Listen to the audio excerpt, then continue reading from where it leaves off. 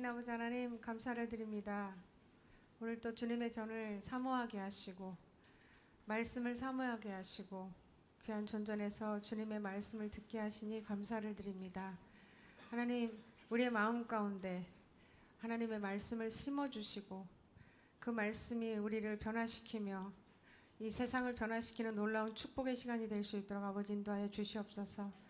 말씀을 증거하시는 목사님 기름 부어주셔서 저희들 각자 한 사람 한 사람에게 꼭 필요한 말씀들로 하나님 전해 주시옵소서. 감사드리며 예수 그리스도의 이름으로 기도드립니다.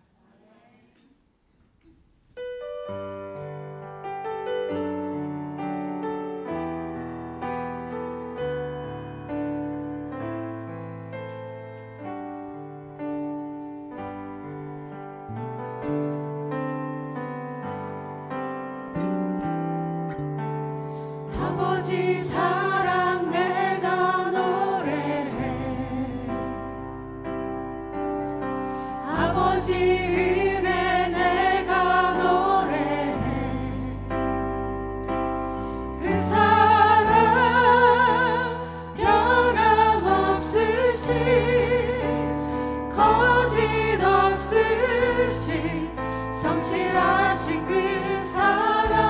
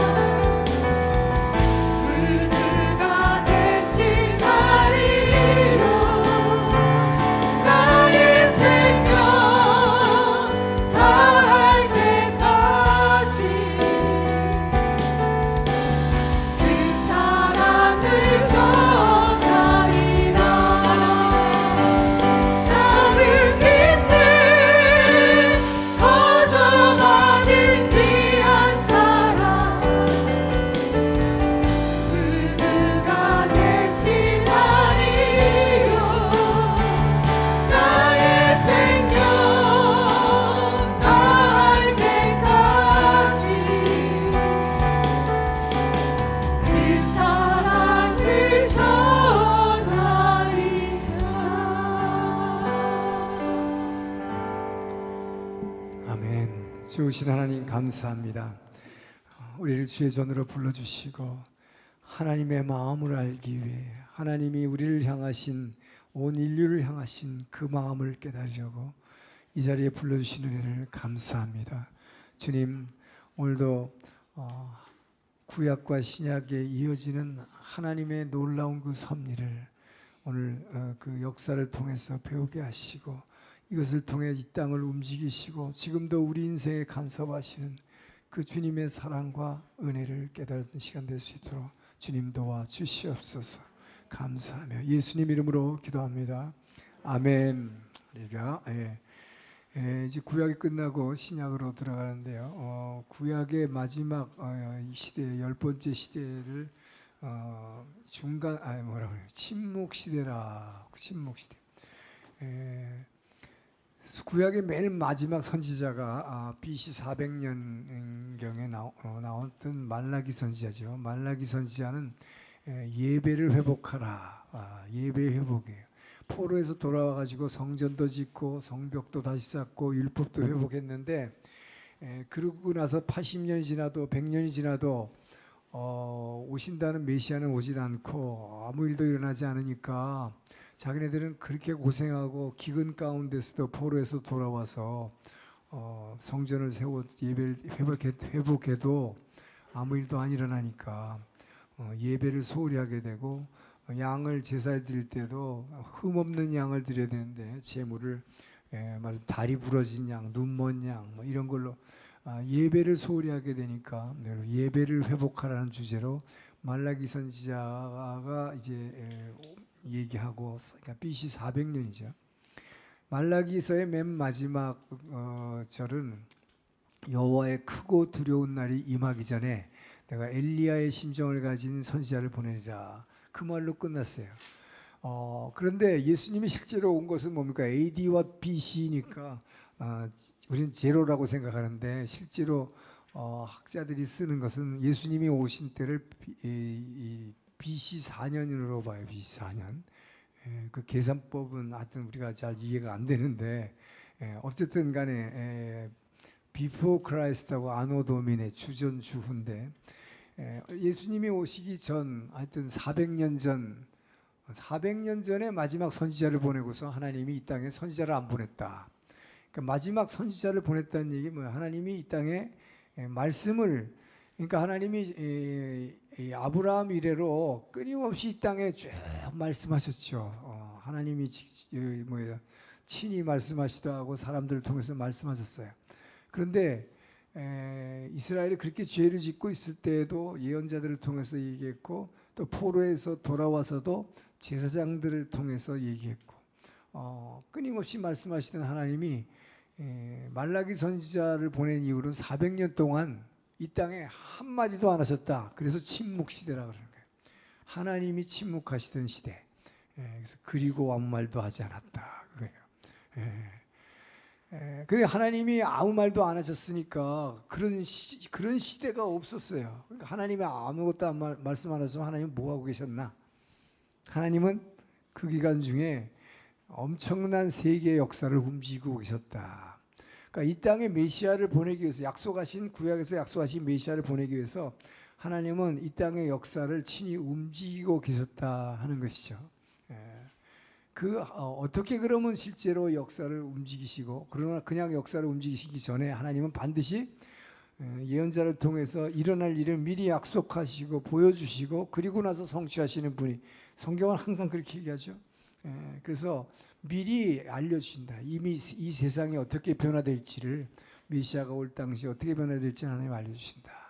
그래서 오늘 여러분에게 나눠준 자료도 써있지만 이 땅에서 일어나는 일은 하늘하고 다 연결되어 있어요. 우리는 내가 이 세상에서 아무렇게나 하고 살면 그냥 된다고 생각하지만 눈에 보이지 않지만 하늘하고 다 연결이 되어 있다. 근데 이 하늘을 모르는 사람들은 그냥 막 살아가지만 하늘과 땅이 연결했다는 것을 알고 살면 이 하늘을 움직일 수 있는 그런 힘과 권세를 우리한테 주셨는데 그것이 바로 기도다 하는 거죠. 그래서 베드로에게 준 천국문 열쇠죠. 내가 너에게 천국문 열쇠를 주노니 너희가 땅에서 매면 하늘에서도 매일 것이요 땅에서 풀면 하늘에서 풀 것이요. 바로 이거예요. 그러니까 하늘을 움직이는 열쇠는 우리에게 주셨다. 그러니까 여러분이 이걸 사용하느냐 안 하느냐에 따라서, 그래서 다니엘 같이 매일 하루에 3번씩 기도하는 사람에게는 이제 이 다니엘은 뭐예요? 포로 시대에 바벨론 포로에서 그다음에 바사 왕국으로 넘어가서도 총리 대신을 4번이나 지낸 사람이죠. 이 다니엘, 기도하는 다니엘을 통해서 하나님이 하늘에서, 그러니까 뭐예요? 이 땅에 연결된 앞으로 어떻게 땅을 변화시킬지 하나님의 계획을 다 보여주셨다. 꿈과 환상을 통해서 보여주셨는데 그것이 다니엘이 꾼 꿈이 아니라 다른 사람이 꾼 꿈을 통해서 보여주셨다. 자, 그래서 제일 먼저 이제 이 역사의 시작은 하나님께서, 그래서 다니엘에서는 예언서 중에서 역사가 변천되는 어떻게 돌아갈 거를 아주 자세히 설명하고 있는 거죠. 다니엘서 2장, 바벨론 왕 시절에 느부갓네살 왕이 꿈을 꿨는데 이런 큰 신상을 하나, 우상을 하나 봤다. 근데 이 우상을 하나 봤는데 이 맨 위 머리는 금으로 돼 있고 가슴과 팔은 은으로 돼 있고, 그 다음에 배 부분은 동으로 되어 있고, 다리는 철로 되어 있어요. 그런데 이 느부갓네살 왕이 꿈을 꿨는데 이상하다 뭐 이렇게 돼 있으니까 한쪽은 철인데 이쪽은 진흙으로 돼 있어요. 그런데 갑자기 저 뒤에 있는 산에서 어떤 돌 하나가 확 뜨인 돌이 날라오더니 이 신상을 완전히 깨부셔 버리는 거예요. 이 돌 하나가 와가지고 이걸 다 깨부셔. 그리고 너무 무서웠던 거예요. 이게 뭔가. 근데 이 느부갓네살 왕이 모든 점술사들을 불러놓고 내 꿈을 해석해라. 그런데 그래도 저 애굽의 바로 왕은 자기가 꿈꾼 내용을 알려주고, 그러니까 뭐예요? 7마리의 살찐 소가 나타났다가 아주 비리비리한 7소가 나타난 거, 그걸 내주고 해석하라 그랬는데 느부갓네살 왕은 문제도 안 주고서 내가 꿈을 꿨는데 무서운 꿈을 줬다. 이 꿈의 내용을 해석하라. 근데 아무도 해석 못하지. 다 죽여버리겠다. 다 죽여버리겠다 그러니까 막 전국에서 누구 이거 해석할 사람 없나. 그 다니엘을 찾아본 거죠. 다니엘이 내가 왕의 꿈을 해석해드리겠습니다. 기도하는 다니엘에게 하나님이 준 거죠. 그래서 다니엘이 이 꿈을 다니엘이 안 게 아니라 가브리엘 천사가 이 꿈의 내용을 다 쭉 해석을 해줬다 그랬어요. 그래서 가브리엘 천사를 통해서 들은 게 뭐냐? 금은 이게 바벨론 왕이다. 지금 느부갓네살 왕이다. 근데 이 바벨론도 이 금 같지만 지금은 정금같이 빛나는 머리에 있지만 금세 무너진다. 그 다음에 또 하나의 나라가 일어나는데 페르시아는 나라가 일어난다. 바사. 그 다음에 이 바사도 얼마 못 가고 조금 있다가 그리스, 히랍, 헬라라고 그러죠. 헬라가 일어난다. 그리고 마지막에 나오는 것이 이것이 로마예요. 로마 제국. 이 로마 제국은 어떤 나라냐면 이 가브리엘 해석에 하면 이 한쪽 발은 철로 되어 있고 진흙으로 되어 있는데 이게 뭐냐면 나중에 이제 동로마, 서로마로 갈라지기 때문에 이 두 가지를 보여준 거예요. 근데 이 로마라고 하는 나라는 이런 나라들하고는 상대가 안 되는 게 이 쇠로 됐을 뿐만 아니라 이거는 이 뭐예요? 쇠 발로 뭐 이 세상에 있는 모든 걸 다 짓밟고 다녀요. 그다음에 이빨도 쇠로 돼 있는데 뭐 보이는 거 닥치는 대로 다 집어먹는. 영화 있죠, 그런. 이런 아주 무시무시한 나라가 나타날 거다. 그러나 이것도 결국 뭐예요? 산에서 뜨인 돌이 날라오니까 다 무너뜨린다는 거예요. 그래서 그 산에서 뜨인 돌이 뭐예요? 인자 같은 이가 나타나서 그래. 인자 같은 이가 그리스도를 얘기하는 거죠. 사람 모양으로 오실 분이. 여기서 이게 다 멸망되고 그의 나라가 영원히 세워질 것이다라고 해석합니다. 그러니까 앞으로 나라가 지금은 바빌론 포로 시대지만 금세 페르시아에 의해서 그리스에 의해서 로마에서 이제 이 세상이 달라질 거를 다니엘 2장에서 쭉 설명해.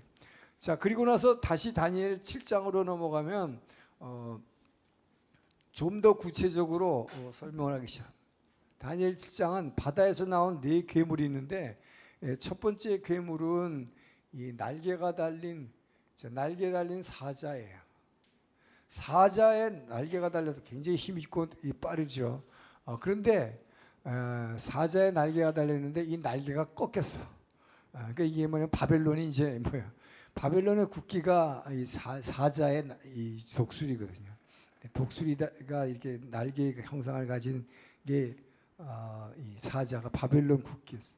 날개가 꺾였다는 얘기 뭐예요? 이건 금세 망할 거란 얘기고. 그 다음에 이 물고기 3마리를 들고 있는 곰이 등장하는데 이게 페르시아 바사를 얘기하고, 그 다음에 표범이 하나 등장. 표범은 굉장히 빠르죠. 굉장히 빠른데 이 표범도 또 날개를 달았는데 처음에 이 날개 사자 달린 날개는 날개가 꺾인 그 사자인데 이 표범의 사자는 아주 그냥 훨훨 나는 독수리 같은 날개를 달았어. 4개의 뿔을 가지고 있었다. 4개의 뿔 달린 표범. 이것이 바로 이 그리스를 얘기하는 헬라. 근데 이게 그냥 빨라도 보통 빠른 게 아니죠. 표범이 굉장히 빠른데 거기 날개까지 달렸으니까 얼마나 빨라. 바로 여기서 나오는 이제 이 알렉산더 대왕이죠. 알렉산더 대왕이 20살의 왕이 돼가지고 불과 10년도 안 걸려가지고 전 세계를 정복해 버리는 그것이 표범에 비유한 거예요. 자, 그리고 나서 이 마지막에 이제 그게 바로 철로 만든 괴물. 아까 금 신상에서 보여줬던 맨 마지막에 로마의 그 괴물이 뭐 다 집어먹는 이게 나와요. 그래서 다시 한번 이거를 자세하게 한번 또 설명해 줍니다. 자, 그리고 나서 이 구체적으로 이 뭐죠? 우선 여기다 자, 바빌론, 바사, 그리스, 로마. 그런데 이제 다니엘 8장에 가면은 이 바사 왕국과 헬라의 대결에 대해서 이거를 꿈으로 이거를 환상으로 보여주는데 그거를 뭘로 나타내냐면 다니엘 8장에서는 수양과 수염소가 싸우는 장면이 나와요. 수양과 수염소, 양이지만 양이 뿔 달린 수양이 이 수염소를 갖다가 막 가서 그냥 막 갖다 뿔로 들이박고 이게 동서남북으로 막 들이박는다는 싸움인데 이 수양이 바로 페르시아 왕을 얘기하고, 그 다음에 이 그리스의 이게 이제 피터 4세라는 그 그리스를 향해서 계속 공격하는데 결국 나중에 이 수양이 수염소에 의해서 그냥 다 한번 뿔 하나가 나와서 팍 받아버리니까 다 날아가 버리는. 결국 알렉산더에 의해서 이 바사 공격은 먼저 페르시아가 시작했지만 그리스가 이기는 얘기를 하고 있고, 뒤에 가서 다니엘 11장에 가면은 이 그리스 이 자체 내에서 두 개의 말하자면 이제 국가가 탄생하는데 그게 뭐냐면 좀 이따 이제 나오겠지만 남방왕과 북방왕이라는 또 꿈을 보여줘요.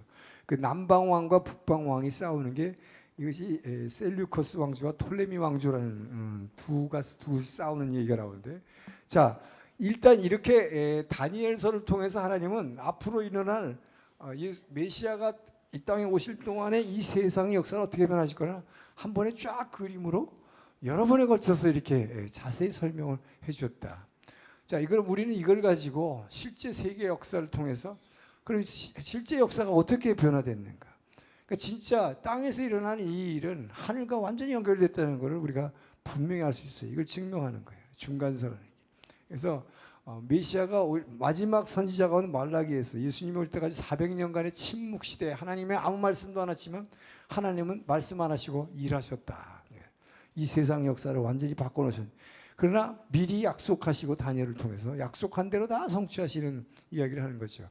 자, 그래서 우리가 보통 지도 그릴 때 뭐 이렇게 그리죠.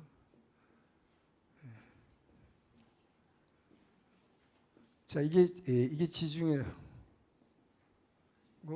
이 약속의 땅이고, 자 이게 애굽이죠. 자, 이거를 이렇게 늘리면,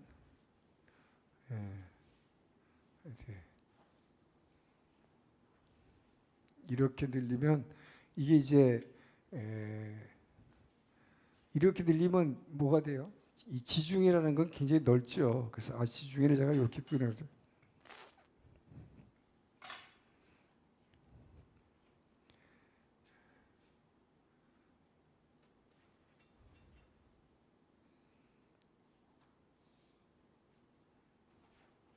유럽처럼 보여요? 이게 로마 같이 보여요?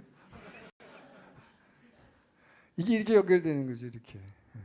우리가 보통 구약 할 때는 이렇게 하지만 이제 신약으로 가면 이 지중해를 이게 쫙 펼쳐버리면 신구약 전체가 한눈에 보이게 되죠. 이게 지중해라는 게 바다 가운데 있는 땅 가운데 있는 바다란 뜻이죠. 땅 가운데가 뭐야? 이게 아시아 대륙, 유럽 대륙, 아프리카 대륙이라는 3개의 컨티넨트 땅 가운데 있는 바다, 이게 지중해예요. 이 지중해가 여기까지 쫙 펼쳐지는 거죠. 여기가 스페인이고, 여기가 이제 투니지아, 모로코. 자, 실제로 역사는 어떻게 변천이 되냐? 아까 이제 다니엘을 통해서 하나님이 보여준 대로 제일 먼저 페르시아 왕국이 이제 망하죠. 자, 이 바벨론 제국은 바벨론 제국은 이렇게 여기를 중심으로 해서 쭉 있었던 큰 나라인데, 이쪽에 오른쪽에 있던 페르시아라는 조그만 나라가 커지면서 이거를 완전히 점령해서 여기까지 이 아시아 지역 전체를 점령한 것이 이것이 이 페르시아 왕국이에요. 성경의 바사 왕국이라고 그러죠. 이 바사 왕국의 왕이 계속해서 저기를 향해서 바사 왕국의 왕이 어디예요? 이 그리스를 향해 가지고 공격을 하기 시작해요. 해군을 이끌고 이게 뭘 얘기하냐면 지금 제가 여기서 이렇게 많이 나왔지만 이렇게 나온 게 아니라 실제로는 또 이렇게 되죠. 이게 오늘 이게 터키 여기까지가 아시아라고 그러는데, 아시아 세력이 지금 처음으로 어디를 향해서 유럽을 향해서 공격하고 있는 거예요. 그러니까 실제 역사는 아시아가 유럽을 향해서 먼저 전쟁을 거는 거예요. 물론 옛날에 징기스칸이 한번 여기까지 왔다 간 적이 있지만 이 페르시아가 여기를 유럽을 향해서 먼저 공격을 했어요. 근데 페르시아의 군대는 엄청나게 강했지만 여기 있는 조그만 이 그리스는 이 조그만 나라인데, 이 그리스라는 나라 사실 여기 페르시아하고 사실 상대가 안 되는데, 그래서 그리스의 당시에 피터 4세는 이 페르시아 왕에게 계속 당하다가 이 피터 4세의 아들인 그 유명한 이제 드디어 알렉산더가 등장해요. 이 알렉산더 더 그레이트, 알렉산더 대왕이라고 하는데, 대왕이라고 그러지만 이 사람의 나이가 20살이에요. 이 사람이 세계 역사를 바꾸는 사람입니다. 그래서 세계사에서 우리가 많이 배우지만 이 사람이 성경적으로도 굉장히 중요한 사람이에요. 자, 알렉산더라는 사람은 20살에 굉장히 머리가 좋고 똑똑한 사람인데, 그거보다도 사명감을 갖고 있었어요. 이 사람은 자기 아버지가 옛날에 전쟁하다가 포로로 잡혀간 적이 있어가지고 거기서 배워온 전술을, 특별한 전쟁하는 기술을 배우게 돼요, 아버지로부터. 그리고 그 아버지가 특별 교육을 시킵니다. 천재 교육. 그 선생님이 누구냐? 그 유명한 아리스토텔레스예요. 그래서 이 알렉산더는 아리스토텔레스를 했는데, 그 당시 아리스토텔레스는 이 수학, 물리학, 의학 역사, 철학, 뭐 모든 학문에 플라톤에 이은 아리스토텔레스죠. 그 당시 그러니까 새로 인류의 아주 가장 그 당시에 그 현대적인 학문이었죠. 이것을 배우기 위해서 알렉산더가 소위 삼고초려를 3번이나 찾아가는데 갈 때마다 거절당해요. 나는 당신이 이 나라의 뭐 왕자일지 모르지만 난 시간 없어서 당신 같은 사람 가르칠 시간 없다고. 그러나 그래서 재밌는 우화는 이 아리스토텔레스 하면 우리가 왜 학교 다닐 때 기하 무슨 이렇게 공식 이런 거 있잖아요. 그 삼각형 이거를 그리고 있는데 거기 와가지고 자꾸 옆에 서가지고 제 선생님 좀 스승이 되어 주십시오 그러니까 당장 옆에서 비껴달라고. 그래서 햇볕이 이걸 가려가지고 삼각형이 안 보인다고. 이런 식으로 쫓아내는데 어쨌든 이 사람이 그렇게 이제 결국 그렇게 해가지고 선생님이 되고 아리스토텔레스로부터 이 모든 근대 학문을 다 배운 이 알렉산더는 이 청년 알렉산더죠. 20살의 왕이 돼가지고 야, 이 세상에 이런 학문들이 있는데 이 인간들이 너무 미개해서 이걸 너무 모른다 이 말이에요. 그래서 이거를 전해야겠다. 그래서 이 모든 특별히 이 문명이 이쪽 그리스에서 나왔잖아요. 근데 여러분 영어로 저 미개한 사람을 뭐라고 그래? 바바리안이라고 그러죠. 바바리아가 사실은 이 위에 있는 당시 독일의 지방 이름이 바바리에. 그 사람들도 미개인이라고 그랬어요. 그러니까 이 당시에 보기에는 이게 다 미개인이지. 특히 동양 사람은 아주 미개인이에요. 왜냐하면 오늘날에 우리가 학교에서 배우는 학문이 우리가 어려서부터 배우는 게 전부 이게 아리스토텔레스 철학이거든요. 소위 이게 헬레니즘이에요. 우리는 헬레니즘의 교육을 다 받은 사람이에요. 그러니까 헬레니즘의 교육이 오늘날까지 계속 이어지고 있는 거죠. 그러니까 헬레니즘의 교육의 특징이 뭡니까? 이 헬레니즘이나 그리스 철학에서 기초한 이 헬레니즘. 헬레니즘은 철저한 철저한 개인 중심주의, 개인주의. 그런데 여기 이제 히브리성, 성경이 말하는 헬레니즘과 히브리 사상의 차이, 헤브리즘의 차이는 철저한 개인주의인데 히브리 사상은 하나님 중심주의다. 하나님이 모든 걸 움직이신다. 그래서 인간은 수동적으로 따라만 가면 된다. 그래서 하늘이 모든 걸 움직이고 땅은 이게 따라가는 것이다. 개인주의는 뭐야? 이 땅이 중심이고 이게 뭐 인본주의, 사람이 중심이다. 인본주의가 되는 거지. 그러니까 철저하게 생각이 기본적으로 달라요. 그래서 이 헬레니즘은 개인주의에 기초하고 있으면서 철저하게 이성적이죠. 아주 이성적으로 사고해야 돼. 그리고 합리적인 사고를 하죠. 그런데 히브리 사상은 뭐가 어떻게 되냐? 이성적, 합리적 사고가 아니라 그냥 느낌이에요, 느낌. 그러니까 합리적이 아니에요, 이성적이 아니죠. 그러니까 하나님이 말씀으로 천지를 창조했다. 이게 합리적이에요? 이걸 증명할 수 있어요? 안 되잖아요. 이런 것들이 안 되는 거예요. 그리고 예수가 동정녀 마리아에서 났다. 남자하고 관계도 안 돼 아기를 낳았다. 죽은 사람이 부활했다. 이거 다 히브리 사상에서 나온 거예요. 이 히브리 사상이 아니고 설명이 안 돼. 헬레니즘으로는 생각이 안 돼. 이성적이 아니야. 합리적이 아니야.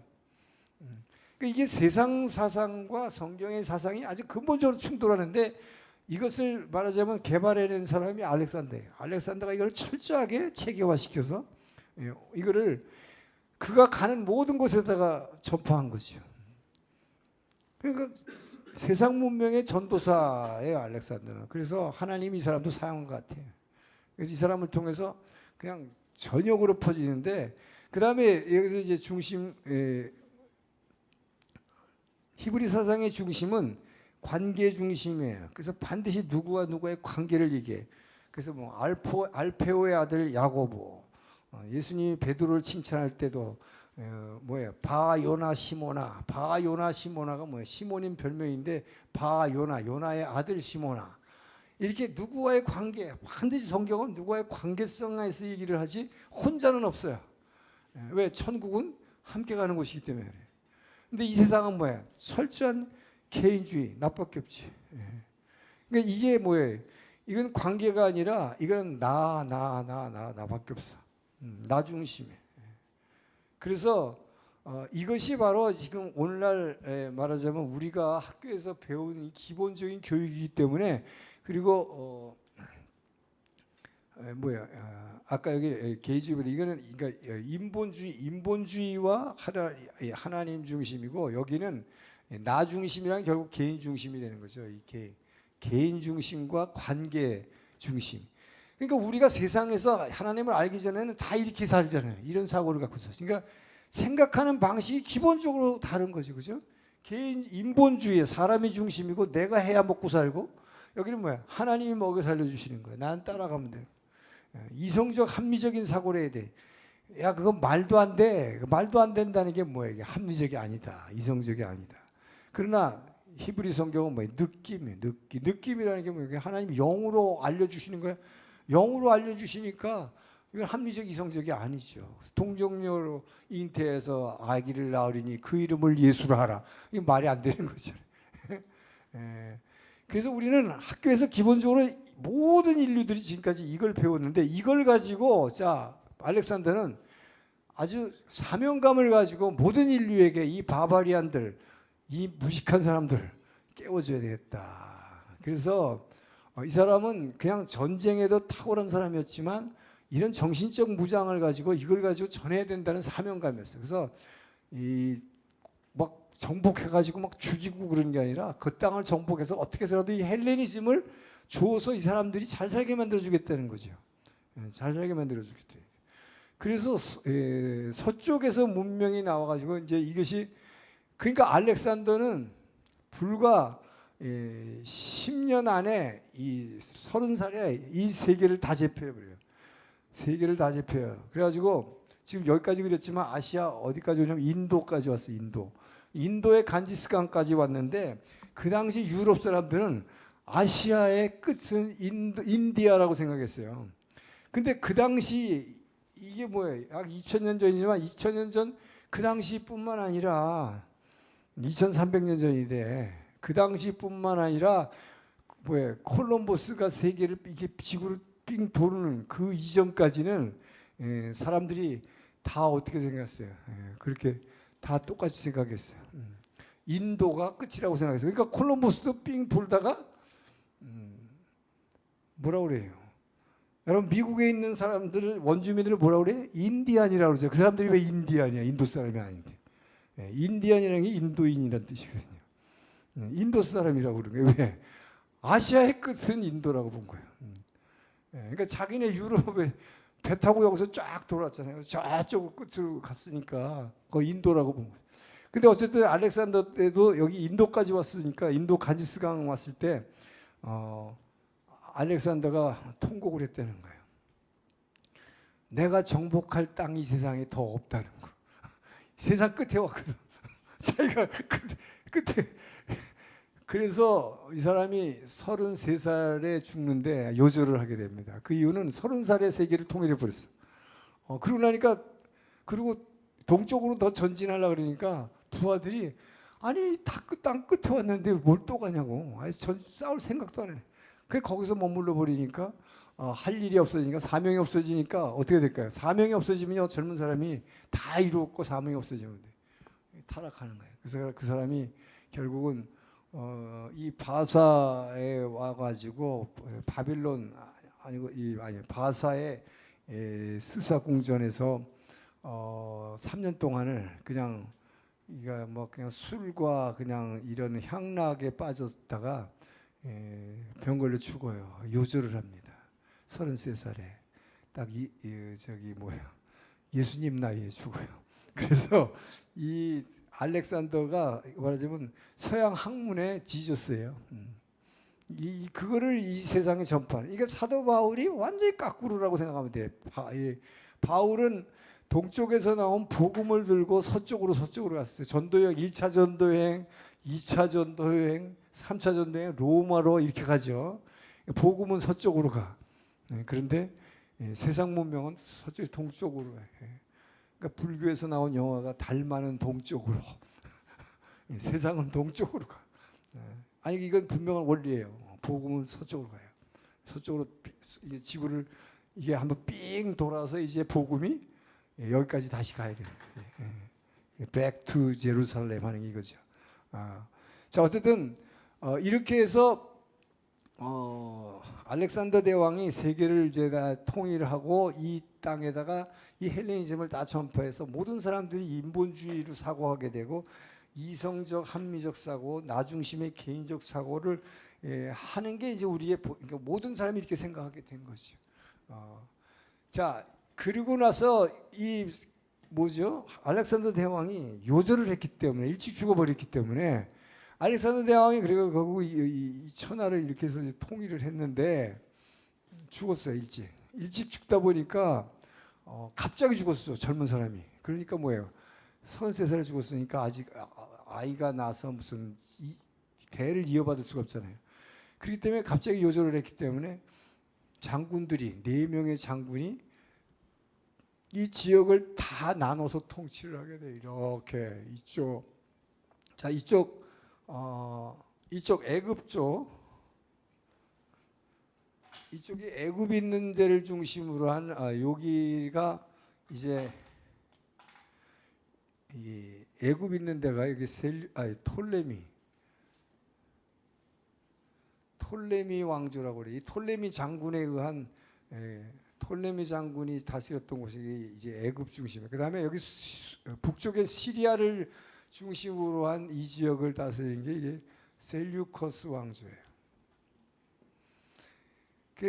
그리고 이쪽 동쪽이 하나 있고 그래서 4개의 장군들이 이렇게 각자 왕조를 만들어서 이제 이 나라를 끌고 갑니다. 그런데 나머지 둘에 대해서 우리가 관심이 없어요. 우리가 성경에서 관심을 가진 것은 이 2 나라예요. 왜냐하면 이 2 나라의 싸움에 대해서 아까 남방왕과 북방왕의 다니엘 11장에서 얘기를 하고 있어요. 이게 뭐냐면 남방왕은 이 톨레미인데 먼저 이제 그러니까 이 약속의 땅을 누가 지배하느냐 하는 거죠. 그런데 이 알렉산더의 장군 중에서 톨레미 왕조는 굉장히 아주 제너러스하고 관대했던 사람이에요. 그래서 그 나라의 종교와 문화나 이런 거를 되게 다 인정해줘요. 다만 이 헬레니즘 사상만은 다 가져야 돼. 그래서 이 톨레미 왕조는 바로 여기다가 이 애굽에 있는 제일 유명한 큰 도시가 뭐예요? 이게 알렉산드리아잖아요. 이게 바로 알렉산더 이름을 따라서 알렉산드리아라는 큰 도시를 해변가에 있는 이 도시를 중심으로 헬레니즘의 문명의 아주 여기가 본산지가 됩니다. 그런데 이들은 이 톨레미 왕조는 그러니까 세계 모든 문화와 문명과 철학에 대해서 다 수집을 하고 연구를 했나 여기서 연구를 했어요. 근데 이들 가운데서 가장 우리가 이해 못하는 하나의 사상과 철학이 있다. 그게 뭐냐? 여기 예루살렘에 있는 이 히브리 사상이라는 거 이거. 이것도 우리가 알아야 되겠다 해서 이 톨레미 왕조가 그러니까 톨레미 왕조는 뭐예요? 유대교에 대해서 굉장히 제너러스 관대한 입장을 취했죠. 그리고 그래서 여기서 우리가 당신들이 가진 히브리 성경을 이제 그리스어 당시의 국제어가 헬라어잖아요. 그리스어 공용어가 그러니까 그리스어로 번역해서 출간을 하기 위해서 성경학자들을 보내달라. 그랬더니 이스라엘에서 예루살렘에서 각 지파별로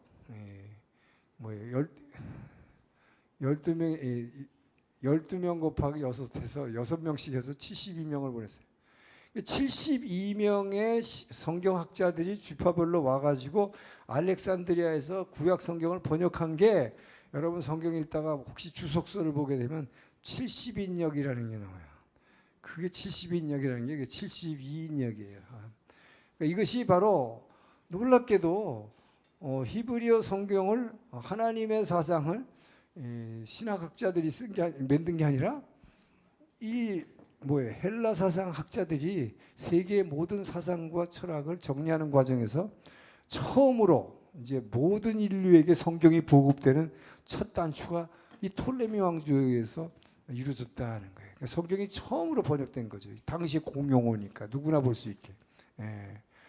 자, 그래서 톨레미 왕조는 굉장히 이렇게 온화했는데 문제는 이 북쪽에 있는 셀류커스와 톨레미가 이 지역을 제패하기 위해서 늘 전쟁을 했어요.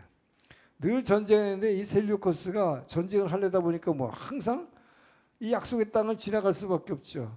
그 여기를 지나가다가 여기를 공격하는데 공격한다 할 때마다 할 때마다 지니까 돌아오다가 어디 가서 화풀이라면 예루살렘에 갔다가 화풀이라는 거예요. 예. 그래서 이 셀류커스에서 이제 남방왕과 북방에 대해서 얘기가 나오다가 이 셀류커스의 왕 중에 하나가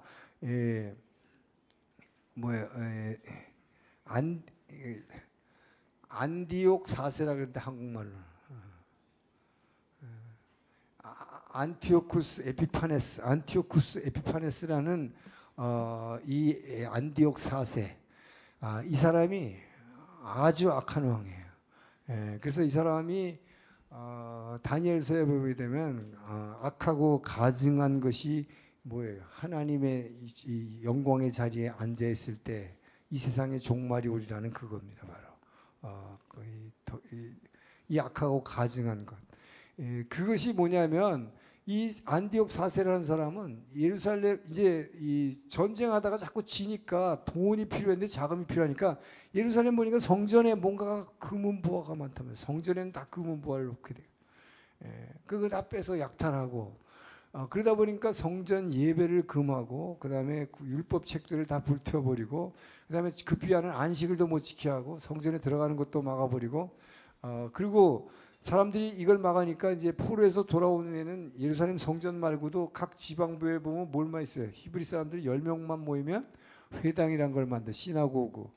이 회당이라는 거를 만들어서 회당 예배 드리는 것 자체도 금해요. 자, 그래서 이 셀류커스가 유대교를 엄청나게 핍박하는 과정에서 이제 태어난 게 예루살렘 밑에 있는 이 모디아라고 하는 조그만 지방에 있는 한 마티다스라는 제사장이 있었어요. 이 회당을 관리하는 회당장인데 이 마티다스라는 제사장의 마티다스의 5명의 아들이 있는데 이 중에 이름이 그야말로 유다예요. 유다라고 하는 아들이 있었는데 이 사람이 이거를 개발했어요. 여러분 영화 보면 이렇게 돼가지고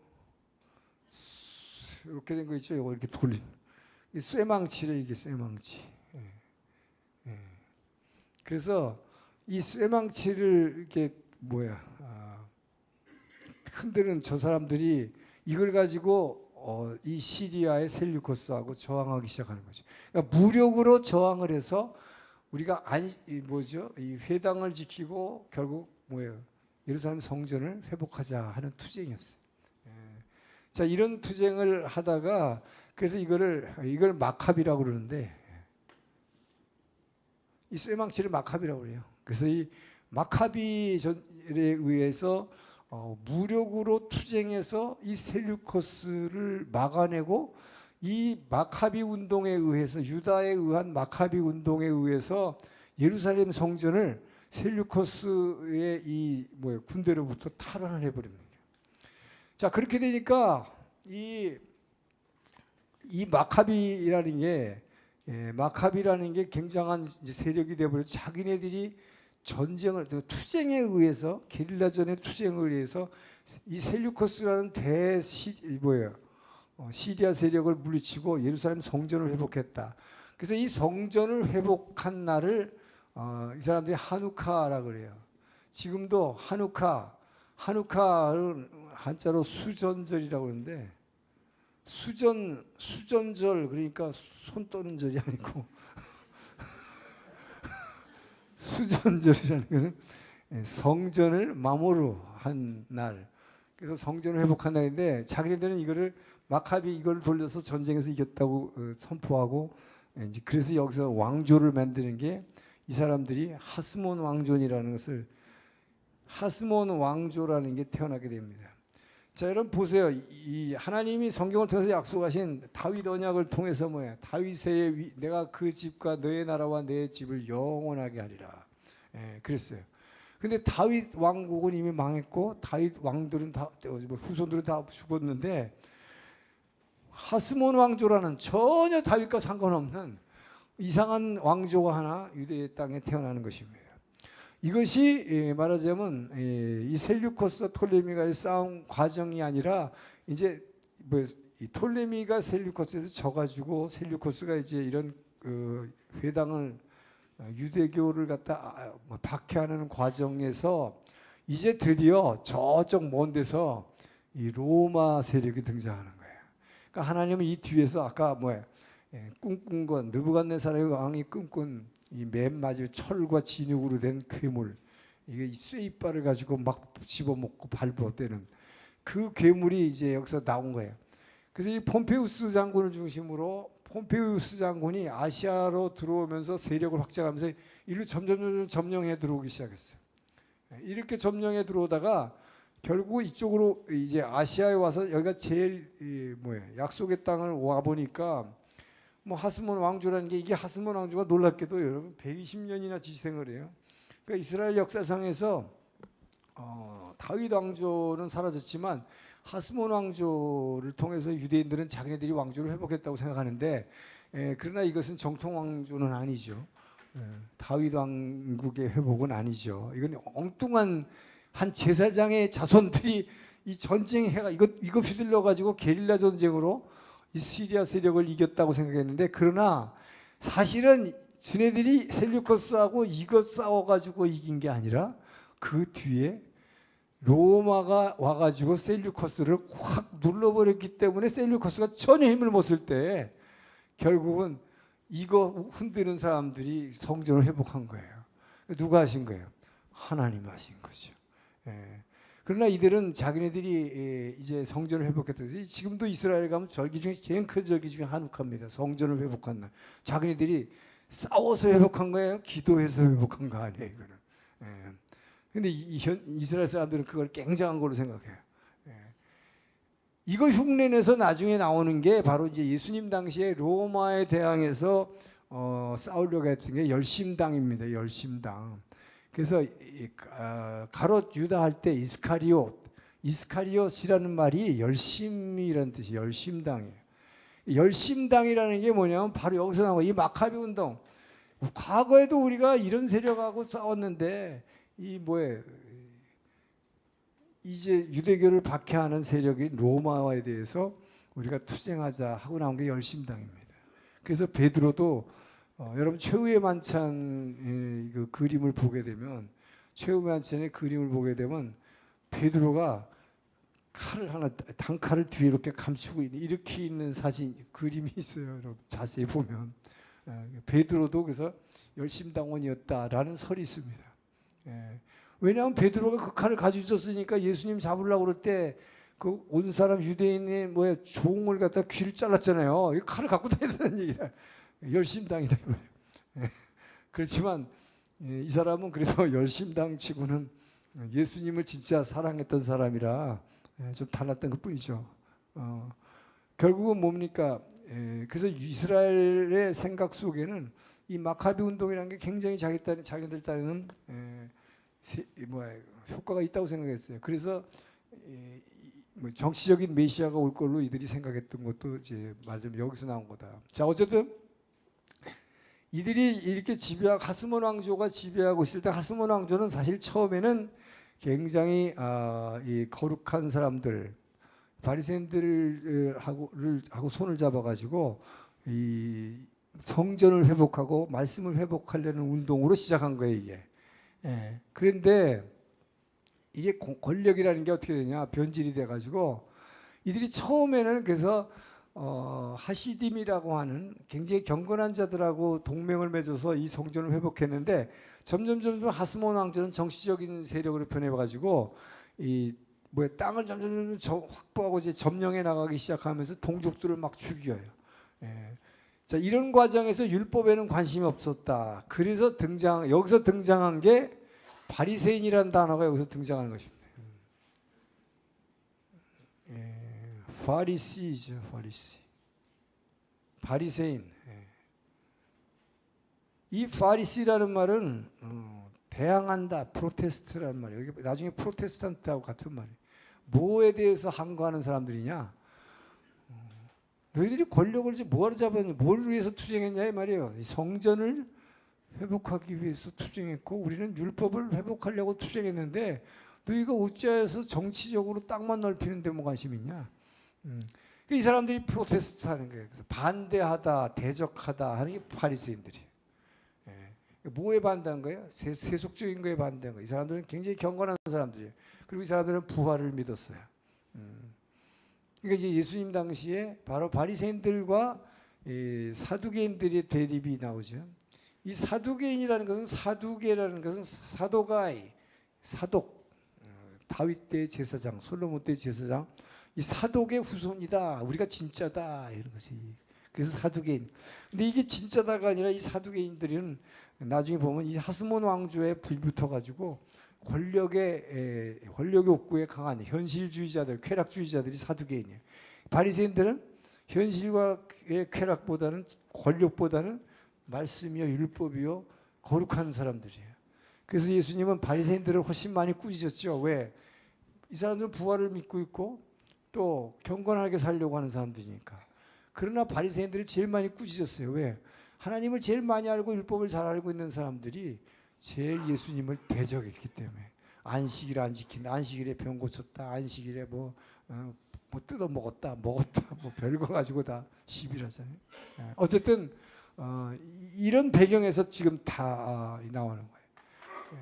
자, 이러고 있을 때 결국은 이제 로마가 등장해서 로마가 드디어 이 폼페이우스 장군이 아시아로 들어오면서 여기서 딱 지켜보고 있었어요. 여기 예루살렘에서 무슨 일이 일어나고 있는가? 이 나라는 도대체 어떤 나라인가? 지켜보고 있는데 보고를 하는데 보니까 하스몬 왕조의 마지막 왕이 여왕이었어요. 근데 여왕의 아들 왕자들 둘이 있었는데 이 왕자의 대란 때문에 이 하스몬 왕조가 무너져요. 이 두 왕자가 서로 권력을 차지하려고 싸우다가 도저히 싸우다가 어느 한쪽도 더 강하지를 못해. 그러니까 완전히 제압을 못하니까 서로 싸우다가 야 그럼 이러지 말고 우리 로마가 지금 큰 로마가 여기까지 와 있는데 로마 폼페이우스 장군한테 좀 도와달라고 그러자. 그래서 가가지고 우리 형제간에 이거 좀 분쟁을 좀 도와달라. 그랬더니 이 폼페이우스 장군이 이 두 사람을 다 가둬버리고 예루살렘을 그냥 전쟁도 안 하고 싹 먹어버렸어요. 그것이 이제 BC 64년에 로마가 이제 완전히 예루살렘을 장악하게 되는 동기가 됩니다. 그러니까 이건 전쟁도 안 하고 그냥 물론 약간의 전쟁이 있었어요. 그렇지만 뭐 그냥 로마 군대가 그대로 입성을 해버렸어요. 그래서 이때부터 로마의 지배가 시작이 됩니다. 자, 이제 로마의 지배에서 로마로 들어가면서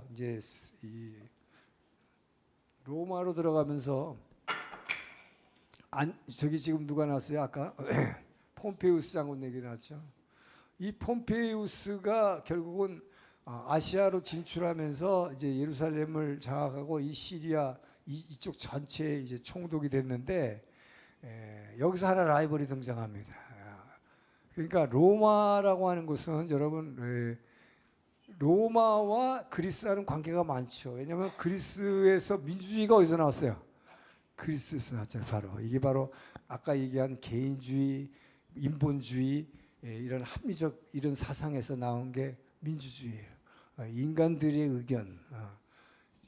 그래서 이 민주주의가 탄생한 거를 그 사상을 그대로 로마가 이제 이 셀류커스 톨레미를 다 제압하고 나니까 로마 세상이 됐잖아요.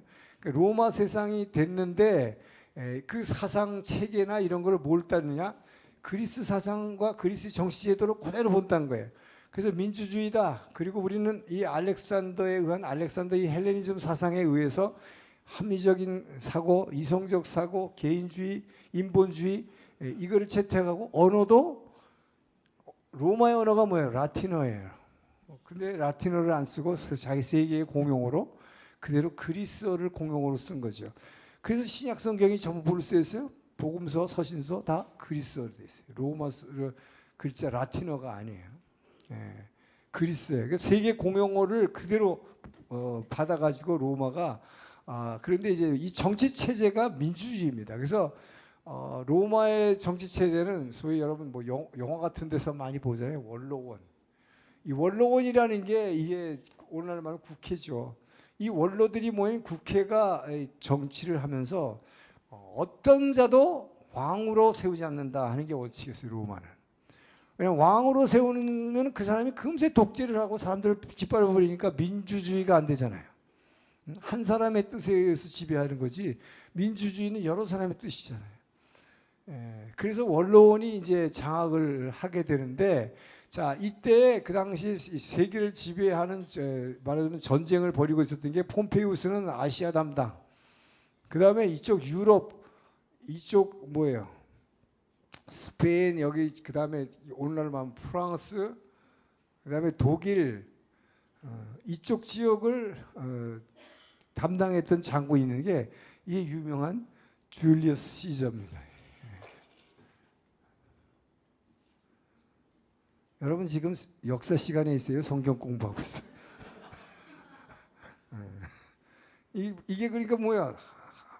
땅에서 일어나는 일이 하늘에 그대로 연결되어 있다는 얘기를 하는 거예요. 지금 다니엘이 본 대로 그대로 이루어지는 것입니다. 자, 이 줄리어스 시자, 이 사람은 유럽 정복 장군이고 폼페이우스는 아시아 정복 장군인데, 결국 이 두 사람이 대결이 되는 거예요. 이 두 사람이 누가 더 센가 하는데, 폼페이우스와 줄리어스 차이는 뭐냐? 자, 다 정복했어요, 여기를. 그래놓고 이제 본국으로 개선 장군, 로마의 영화에 나오는 대로 막 개선 장군은 들어오면 그 자기네가 정복한 나라의 왕들과 왕족들과 이 포로들을 다 뒤에 끌고 지지 끌고 오면서 이게 퍼레이드를 벌여요, 로마의 시내로. 근데 로마의 시내로 들어오는데, 이 시내로 들어오는데 요 로마에 들어오기 직전에 여기 강이 하나 있는데, 요게 루비콘 강이에요. 루비콘 강을 절대로 건너면 안 돼. 군대는 거기서 스톱. 군대는 스톱. 창칼은 다 버리고 그냥 퍼레이드만 들어와야 돼요. 창칼은 다 버려야 돼요. 무장 해제예요, 루비콘 강에서. 그리고 아시아에서 오는 장군은 이 밑에 무슨 좀 항구가 있는데 거기서 오면 여기서부터 무장 해제. 그래서 로마에는 절대로 장군이 이 무력 갖고 들어오면 안 돼. 왜? 그가 무력을 확 잡아버리면 민주주의가 깨져버리잖아요. 또 누구 하나가 왕이 될 거 아니에요. 그러니까 이거를 절대로 막으려고 애를 쓴 거죠. 그런데 재밌는 거는 이 폼페이우스는 아시아를, 사실 여기가 세력이 굉장히 컸지만 들어오면서 원로원에 복종해가지고 군대를 다 해산하고 혼자 쑥 들어왔어. 그러니까 아무 힘이 없죠. 줄리어스 시자는 들어오기 전에 여기서 루비콘 강에서 계속 원로원하고 대치하다가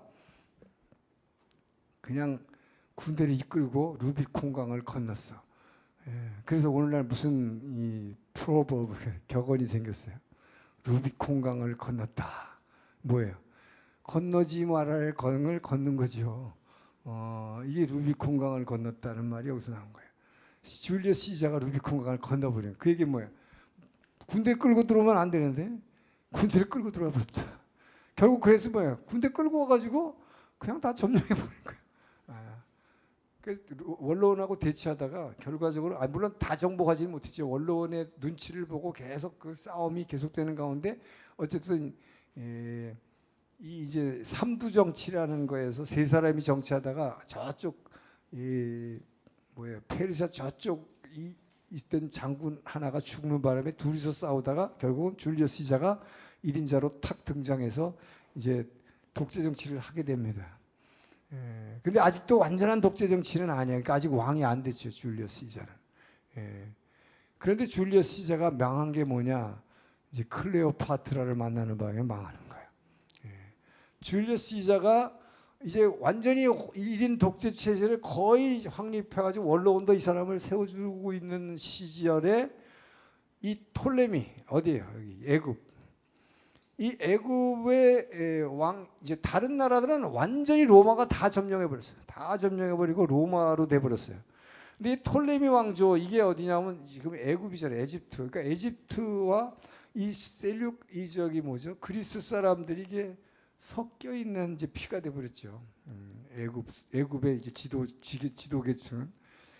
그래서 이 애굽의 당시 톨레미의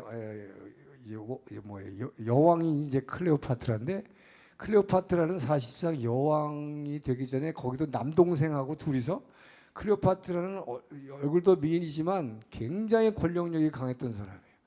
그래서 남동생이 왕이 됐는데 아버지가 죽고 자기가 세력을 갖다 막 모아가지고 남동생하고 싸우고 있어요. 그래가지고 지금 누가 이 나라의 주인인지 잘 몰라요. 실제 톨레미 왕조의 당시의 왕은 남동생이에요. 그러나 클레오파트라는 자기가 여왕 행세를 하고 있었어. 근데 자기 세력을 끌고 이거를 완전히 장악을 하기 위해서, 그리고 로마에 완전히 정복당하지 않기 위해서 이 줄리어스 시자가 를 초청합니다. 일로. 이 자기 남동생하고 둘이서, 여기 예루살렘이 당할 때랑 똑같아요. 우리의 분쟁을 해결해 주소서. 누가 왕이 돼야 될지. 그 줄리어스 시자가 온 거죠. 근데 줄리어스 시자가 왔을 때 이 클레오파트라가 영화가 있는데 시간이 없었어. 잠깐만 보여줄게. 잠깐만 보여줄게.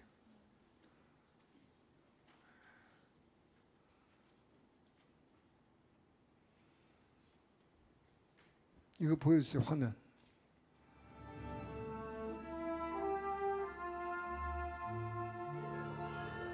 소리가 왜 안 나?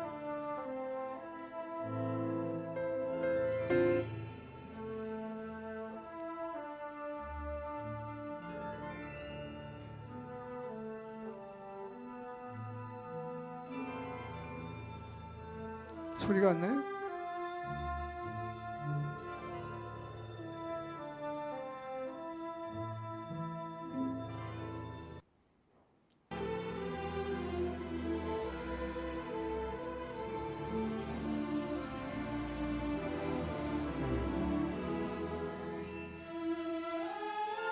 자, 이게 줄리어스 시자가 앞에 이제 이 클레오파트라가 두 사이에서 태어난 아이를 이 로마의 후계자로 지금 만들기 위해서 아까 앞에서 그 승인 받고 있는 장면인데,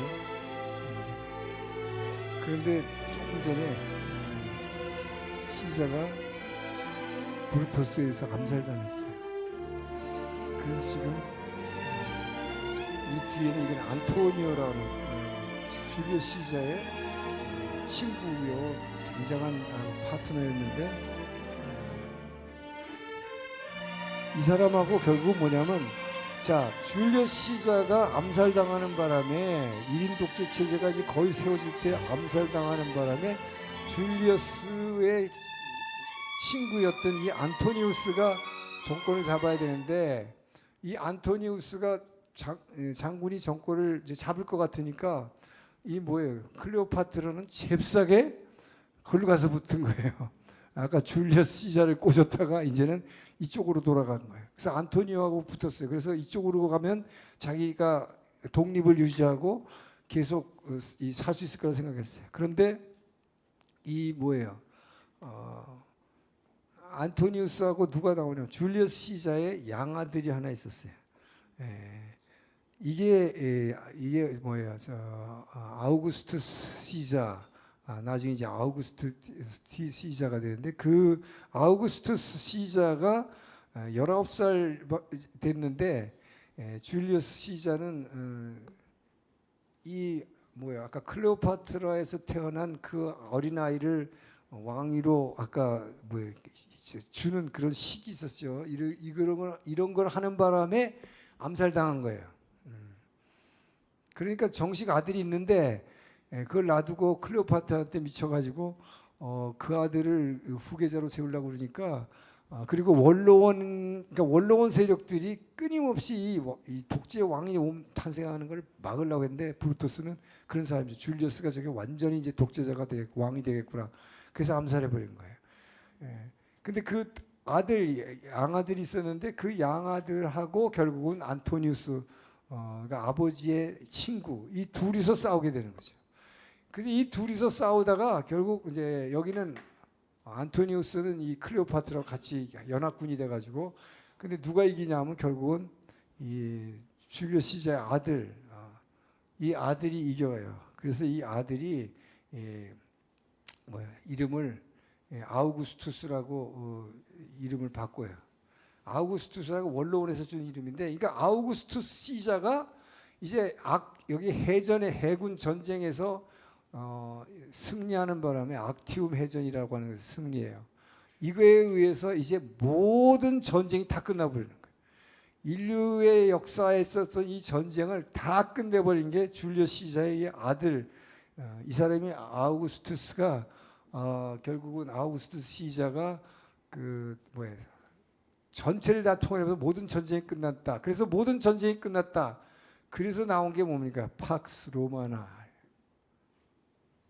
이런 거 여러분 학교에서 역사 시간에 다 배웠을 텐데. 팍스 로마나. 로마의 평화. 로마의 평화. 로마에 의해서 이 아우구스트가 이 전쟁에서 이기면서 이제 완전한 모든 전쟁을 다 끝내면서 평화 시대가 왔다. 로마의 평화, 팍스 로마나. 근데 이 평화는 무력에 의한 평화였다. 이 팍스 로마나의 무력에 의한 평화의 시대에 나온 게 누굴까요? 지저스 크라이스트. 그야말로 하나님이 주시는 평화. 이거의 대결이 되는 거예요. 이제 그래서 메시아를 이때 보내신 거예요. 그런데 이때에 그래서 봅시다. 이제 우리 누가복음에 예수님의 탄생을 뭐라고 설명해요?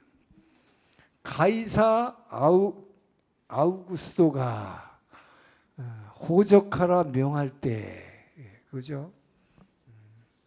누가복음 1장. 가이사 아우구스토가 뭐야? 아우구스투스 시자라는 말이죠. 그러니까 천하를 다 통일하고 팩스 로마나를 이룬다, 로마의 평화를 이룬 다음에 자기가 다스리고 있는 이 땅이 얼마나 큰지를 알기 위해서 인구조사를 실시하는데 이건 전 세계에 내린 명령이죠. 호적하라 명함으로. 그래서 마리아가 만삭이 되었는데도 불구하고 자기 남편이 뭐예요? 요셉의 고향인 요셉이 다윗의 후손이기 때문에 여기 베들레헴으로 가게 되는 거죠. 모세는 이 위에 갈릴리 호수 밑에 있는 나사렛이라는 동네가 원래 자기네 마을인데 여기서 만삭의 몸을 끌고 나귀 타고 사흘을 걸려가지고 베들레헴에 갔을 때 이미 여관이 없어가지고 왜 여관이 없었을까요? 없을 수밖에 없죠. 갑자기 로마 황제 아우구스투스 시자가 명을 내려서 전부 다 가서 호적하라 그러면 어떻게 해요? 자기의 지파의 고향으로 가서 해야 될 거 아니에요. 그런데 유다 지파가 제일 많죠. 유다 지파가 제일 큰 지파죠. 그리고 바빌론 포로에서 돌아온 건 유다 지파밖에 없어요. 그러니까 뭐예요? 유다 지파 중에서도 더군다나 다윗의 자손이면 다 베들레헴. 다윗의 후손은 다 베들레헴으로 와야 돼. 그러니 갑자기 그 시골 마을에 막 전국에서 세계적으로 사람들이 인구조사 이건 안 하면 다 죽으니까. 그러니까 만삭이 된 이런 상태에서 마리아가 오지 않을 수 없었다. 이게 다 뭐예요? 하나님이 하신 거죠. 그러니까 왜 예수님이 베들레헴에서 탄생해요? 미가서 5장 4절에 에브라다 베들레헴이야 너는 복이 있도다. 네 땅에서 이 세상을 다스릴 자가 나오리다. 이 천하를 다스릴 자가 나오리다. 미가서 5장 4. 미가서 5장 4절인가 4장 2절인가 잘 잊어버렸어. 하여튼 그래서 이 미가서에서 베들레헴의 탄생을 예언했는데 이 베들레헴에서 탄생하니까 하나님이 예언한 대로 그대로 하시는 거죠. 약속을 성취하시는. 자, 그래서 이때에 결국 말 구유에서 탄생할 수밖에 없었던 좋은 환경에서 태어나지 않고 그래서 이 땅에 예수님이 이렇게 오셨다. 자, 그래서 예수님이 이렇게 오셔서 결국 왜 그때 왔느냐?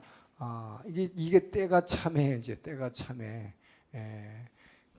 왜 이때 왔을까요? 모든 세계 언어가 헬라어로 통일이 됐다. 이게 뭐예요? 선교하는 데서 최고의 문제가 언어입니다.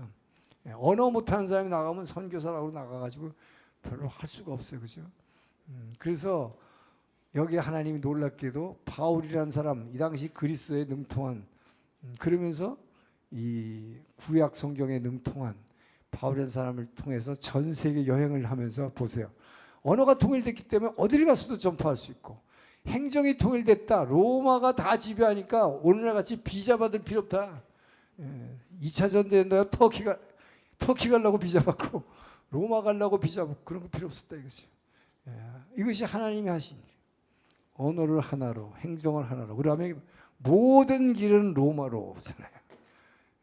하나님이 이 세상의 인프라를 그냥 확 뒤집어 놓은 거야. 이 복음이 땅 끝까지 가게 하고 있어. 그래서 이 육로는 전부 다 뭐예요, 여러분? 옛날에 로마 시대 그걸 보면, 유적을 보면 말 타고 이런 전차가 움직이게 하기 위해서 모든 길을 다, 오늘날은 아스팔트지만 옛날에 뭐예요, 돌로 이렇게 네모난 돌로 깊게 박아가지고 마차가 언제든지 다닐 수 있도록. 그래서 모든 길은 어느 곳에서도 로마로 통하게 만들어놨고, 그 다음에 해상로도 다 확보를 했는데 해상로 중에서 해적들이 막 들끓고 있었어요. 그래서 이 해적들을 소탕하는 전쟁이 주제로 한 영화가 벤허죠.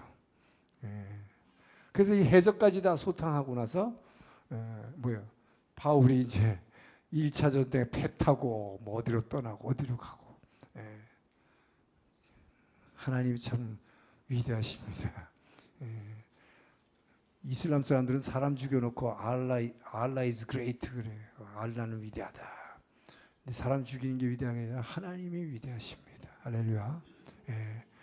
자, 메시아가 이 땅에 오시기까지 하나님께서 이렇게 모든 인프라를 변화시켜 놓고 언어를 하나로 만드시고 어디든지 갈 수 있게 해놓고, 예수님이 이제 십자가의 죽음과 부활 후에 바울이라는 사람을 통해서 전 세계로, 그래서 땅 끝까지, 스페인까지, 바울은 땅 끝까지 이르러 내 증인이 되리라, 그거를 이루었을 거라고 믿습니다. 왜냐하면 성경에 스페인 갔다는 얘기가 안 써 있기 때문에 그 전 얘기에서 끝나니까 알 수가 없죠. 로마에 도착한 걸로 사도행전이 끝나기 때문에.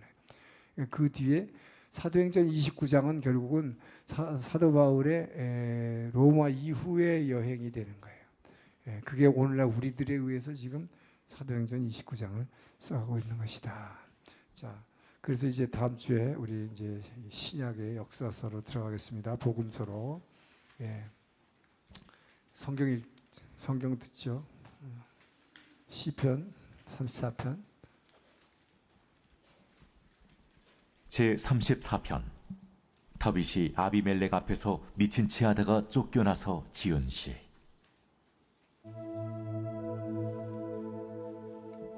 내가 여호와를 항상 송축하며 내 입술로 항상 주를 찬양하리이다. 내 영혼이 여호와를 자랑하리니 곤고한자들이 이를 듣고 기뻐하리로다. 나와 함께 여호와를 광대하시다 하며 함께 그의 이름을 높이세. 내가 여호와께 간구하며 내게 응답하시고 내 모든 두려움에서 나를 건지셨도다. 그들이 주를 앙망하고 광채를 내었으니 그들의 얼굴은 부끄럽지 아니하리로다. 이 곤고한 자가 부르짖음에 여호와께서 들으시고 그의 모든 환난에서 구원하셨도다. 여호와의 천사가 주를 경외하는 자를 둘러 진치고 그들을 건지시는도다. 너희는 여호와의 선하심을 맛보아 알지어다. 그에게 피하는 자는 복이 있도다. 너희 성도들아, 여호와를 경외하라. 그를 경외하는 자에게는 부족함이 없도다. 젊은 사자는 궁핍하여 줄일지라도 여호와를 찾는 자는 모든 좋은 것에 부족함이 없으리로다. 너희 자녀들아, 와서 내 말을 들으라. 내가 여호와를 경외하는 법을 너희에게 가르치리로다. 생명을 사모하고 연수를 사랑하여 복받기를 원하는 사람이 누구뇨?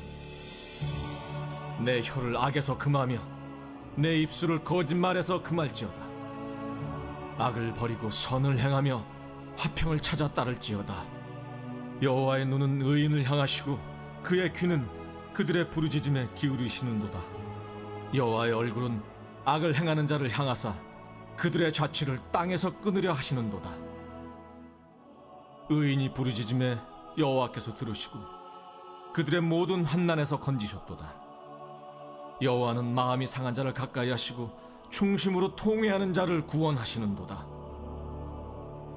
의인은 고난이 많으나 여호와께서 그의 모든 고난에서 건지시는도다. 그의 모든 뼈를 보호하시며 그 중에서 하나도 꺾이지 아니하도다. 악이 악인을 죽일 것이라. 의인을 미워하는 자는 벌을 받으리로다. 여호와께서 그의 종들의 영혼을 속량하시나니 그에게 피하는 자는 다 벌을 받지 아니하리로다.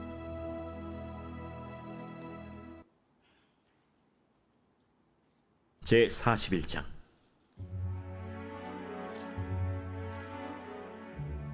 만 2년 후에 바로가 꿈을 꾼즉 자기가 나일 강가에 서 있는데 보니 아름답고 살찐 7 암소가 강가에서 올라와 갈밭에서 뜯어먹고 그 뒤에 또 흉하고 파리한 다른 7 암소가 나일 강가에서 올라와 그 소와 함께 나일 강가에 서 있더니 그 흉하고 파리한 소가 그 아름답고 살찐 7 소를 먹은지라. 바로가 곧 깨었다가 다시 잠이 들어 꿈을 꾸니 한 줄기에 무성하고 충실한 7 이삭이 나오고 그 후에 또 가늘고 동풍에 마른 7 이삭이 나오더니 그 가는 7 이삭이 무성하고 충실한 7 이삭을 삼킨지라. 바로가 깬즉 꿈이라.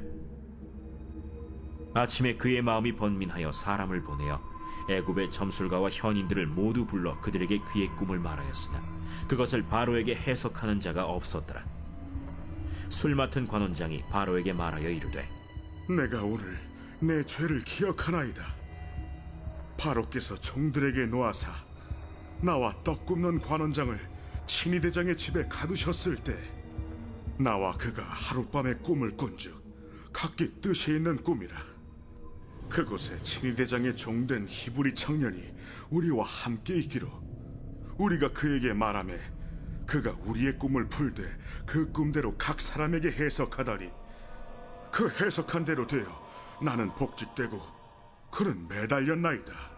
이에 바로가 사람을 보내어 요셉을 부르매 그들이 급히 그를 옥에서 내놓은지라. 요셉이 곧 수염을 깎고 그의 옷을 갈아입고 바로에게 들어가니 바로가 요셉에게 이르되 내가 한 꿈을 꾸었으나 그것을 해석하는 자가 없더니 들은즉 너는 꿈을 들으면 능히 푼다 하더라. 요셉이 바로에게 대답하여 이르되 내가 아니라 하나님께서 바로에게 편안한 대답을 하시리이다. 내가 꿈에 나일 강가에 서서 보니 살지고 아름다운 7 암소가 나일 강가에 올라와 갈밭에서 뜯어먹고 그 뒤에 또 약하고 심히 흉하고 파리한 7 암소가 올라오니 그같이 흉한 것들은 애굽 땅에서 내가 아직 보지 못한 것이라. 그 파리하고 흉한 소가 처음에 7 살진 소를 먹었으나 먹은 듯하지 아니하고 여전히 흉하더라. 내가 곧 깨었다가 다시 꿈에 보니 한 줄기에 무성하고 충실한 7 이삭이 나오고 그 후에 또 가늘고 동풍에 마른 7 이삭이 나더니 그 가는 이삭이 좋은 7 이삭을 삼키더라. 내가 그 꿈을 점술가에게 말하였으나 그것을 내게 풀이해주는 자가 없느니라. 요셉이 바로에게 아뢰되 바로의 꿈은 하나라. 하나님이 그가 하실 일을 바로에게 보이심이니이다. 7 좋은 암소는 7회요 7 좋은 이삭도 7회니 그 꿈은 하나라. 그 후에 올라온 파리하고 흉한 7소는 7년이요 동풍에 말라 속이 빈 7 이삭도 7회 흉년이니 내가 바로에게 이르기를 하나님이 그가 하실 일을 바로에게 보이신다함이 이것이라. 온 애굽 땅에 7회 큰 풍년이 있겠고 후에 7회 흉년이 들므로 애굽 땅에 있던 풍년을 다 잊어버리게 되고 이 땅이 그 기근으로 망하리니 후에든 그 흉년이 너무 심함으로 이전 풍년을 이 땅에서 기억하지 못하게 되리이다. 바로께서 꿈을 2번 겹쳐 꾸신 것은 하나님이 이 일을 정하셨음이라. 하나님이 속히 행하시리니 이제 바로께서는 명철하고 지혜 있는 사람을 택하여 애굽 땅을 다스리게 하시고 바로께서는 또 이같이 행하사 나라 안에 감독관들을 두어 그 7회 풍년에 애굽 땅의 5분의 1을 거두되 그들로 장차 올 풍년의 모든 곡물을 거두고 그 곡물을 바로의 손에 돌려 양식을 위하여 각 성읍에 쌓아두게 하소서.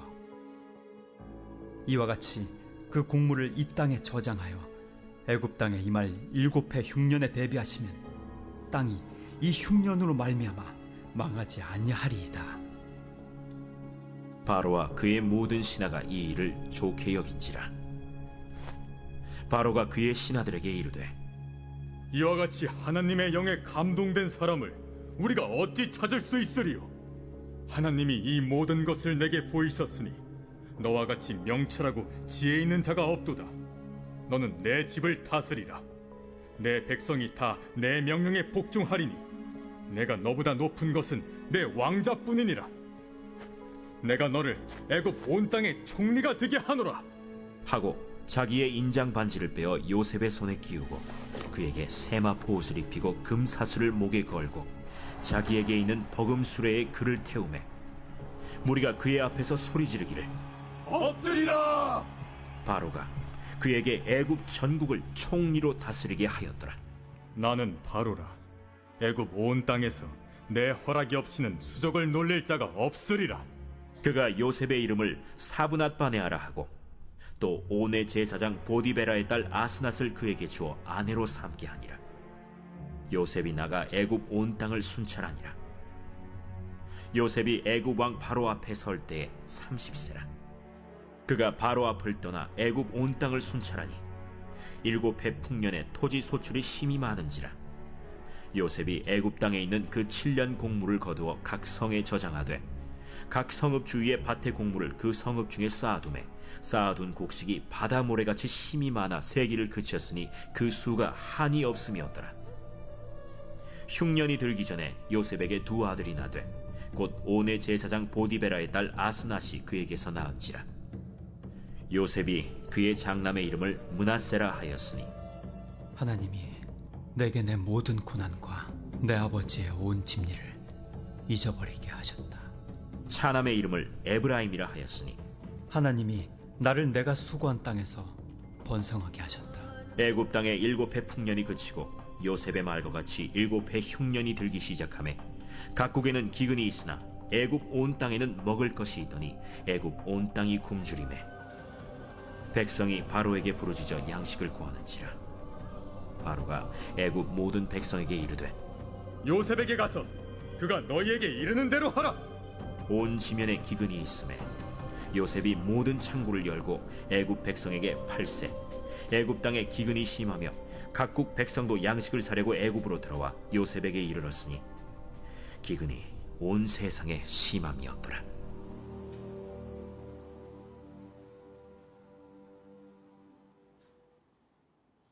제 42장.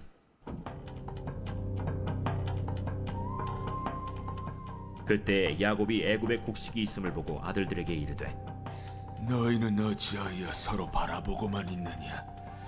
내가 들은즉 저 애굽에 곡식이 있다 하니 너희는 그리로 가서 거기서 우리를 위하여 사오라. 그러면 우리가 살고 죽지 아니하리라. 요셉의 형 10사람이 애굽에서 곡식을 사려고 내려갔으나 야곱이 요셉의 아우 베냐민은 그의 형들과 함께 보내지 아니하였으니 이는 그의 생각에 재난이 그에게 미칠까 두려워함이었더라. 이스라엘의 아들들이 양식 사러 간 자 중에 있으니 가나안 땅에 기근이 있음이라. 때에 요셉이 나라의 총리로서 그 땅 모든 백성에게 곡식을 팔더니 요셉의 형들이 와서 그 앞에서 땅에 엎드려 절하매 요셉이 보고 형들인 줄을 아나 모르는 체하고 엄한 소리로 그들에게 말하여 이르되 너희가 어디서 왔느냐? 곡물을 사려고 가나안에서 왔나이다. 요셉은 그의 형들을 알아보았으나 그들은 요셉을 알아보지 못하더라. 요셉이 그들에게 대하여 꾼 꿈을 생각하고 그들에게 이르되 너희는 정탐꾼들이라. 이 나라의 틈을 엿보려고 왔느니라. 내 주여, 아니니이다. 당신의 종들은 곡물을 사러 왔나이다. 우리는 다 한 사람의 아들들로서 확실한 자들이니 당신의 종들은 정탐꾼이 아니니이다. 아니라 너희가 이 나라의 틈을 엿보러 왔느니라. 당신의 종 우리들은 12형제로서 가나안 땅 한 사람의 아들들이라. 막내 아들은 오늘 아버지와 함께 있고 또 하나는 없어졌나이다. 내가 너희에게 이르기를 너희는 정탐꾼들이라 한 말이 이것이니라. 너희는 이같이 하여 너희 진실함을 증명할 것이라. 바로의 생명으로 맹세하노니 너희 막내 아우가 여기 오지 아니하면 너희가 여기서 나가지 못하리라. 너희 중 하나를 보내어 너희 아우를 데려오게 하고 너희는 갇히어 있으라. 내가 너희의 말을 시험하여 너희 중에 진실이 있는지 보리라. 바로의 생명으로 맹세하노니 그리하지 아니하면 너희는 과연 정탐꾼이니라. 그들을 다 함께 3일을 가두었더라. 사흘 만에 나는 하나님을 경외하노니 너희는 이같이 하여 생명을 보존하라. 너희가 확실한 자들이면 너희 형제 중 한 사람만 그 옥에 갇히게 하고 너희는 곡식을 가지고 가서 너희 집안의 굶주림을 구하고 너희 막내 아우를 내게로 데리고 오라. 그러면 너희 말이 진실함이 되고 너희가 죽지 아니하리라. 하니 그들이 그대로 하니라. 그들이 서로 말하되 우리가 아우의 일로 말미암아 범죄하였도다. 그가 우리에게 애걸할 때에 그 마음의 괴로움을 보고도 듣지 아니하였으므로 이 괴로움이 우리에게 임하도다. 르우벤이 그들에게 대답하여 이르되 내가 너희에게 그 아이에 대하여 죄를 짓지 말라고 하지 아니하였더냐? 그래도 너희가 듣지 아니하였느니라. 그러므로 그의 핏값을 치르게 되었도다. 그들 사이에 통역을 세웠으므로 그들은 요셉이 듣는 줄을 알지 못하였더라. 요셉이 그들을 떠나가서 울고 다시 돌아와서 그들과 말하다가 그들 중에서 시므온을 끌어내어 그들의 눈앞에서 결박하고 명하여 곡물을 그 그릇에 채우게 하고 각 사람의 돈은 그의 자루에 도로 넣게 하고 또 길 양식을 그들에게 주게 하니 그대로 행하였더라. 그들이 곡식을 나귀에 싣고 그곳을 떠났더니 한 사람이 여관에서 나귀에게 먹이를 주려고 자루를 풀고 본즉 그 돈이 자루 아귀에 있는지라. 그가 그 형제에게 말하되 내 돈을 도로 넣었도다. 보라, 자루 속에 있도다. 이에 그들이 혼이 나서 떨며 서로 돌아보며 말하되 하나님이 어찌하여 이런 일을 우리에게 행하셨는가? 그들이 가나안 땅에 돌아와 그들의 아버지 야곱에게 이르러 그들이 당한 일을 자세히 알리어 아뢰되 그 땅의 주인인 그 사람이 엄하게 우리에게 말씀하고 우리를 그 땅에 대한 정탐꾼으로 여기기로 우리가 그에게 이르되 우리는 확실한 자들이요 정탐꾼이 아니니이다. 우리는 한 아버지의 아들 12형제로서 하나는 없어지고 막내는 오늘 우리 아버지와 함께 가나안 땅에 있나이다 하였더니 그 땅의 주인인 그 사람이 우리에게 이르되 내가 이같이 하여 너희가 확실한 자들임을 알리니 너희 형제 중에 하나를 내게 두고 양식을 가지고 가서 너희 집안의 굶주림을 구하고 너희 막내 아우를 내게로 데려오라. 그러면 너희가 정탐꾼이 아니오 확실한 자들임을 내가 알고 너희 형제를 너희에게 돌리리니 너희가 이 나라에서 무역하리라 하도이다. 하고 각기 자루를 쏟고 본즉 각 사람의 돈 뭉치가 그 자루 속에 있는지라. 그들과 그들의 아버지가 돈 뭉치를 보고 다 두려워하더니 그들의 아버지 야곱이 그들에게 이르되 너희가 나에게 내 자식들을 잃게 하도다. 요셉도 없어졌고 시므온도 없어졌거니 베냐민을 또 빼앗아가고자 하니 이는 다 나를 해롭게 함이로다. 르우벤이 그의 아버지에게 말하여 이르되 내가 그를 아버지께로 데리고 오지 아니하거든 내 두 아들을 죽이소서. 그를 내 손에 맡기소서. 내가 그를 아버지께로 데리고 돌아오리이다. 내 아들은 너희와 함께 내려가지 못하리니 그의 형은 죽고 그만 남았습니다. 만일 너희가 가는 길에서 재난이 그에게 미치면 너희가 내 흰 머리를 슬퍼하며 스올로 내려가게 함이 되리라. 제 43장.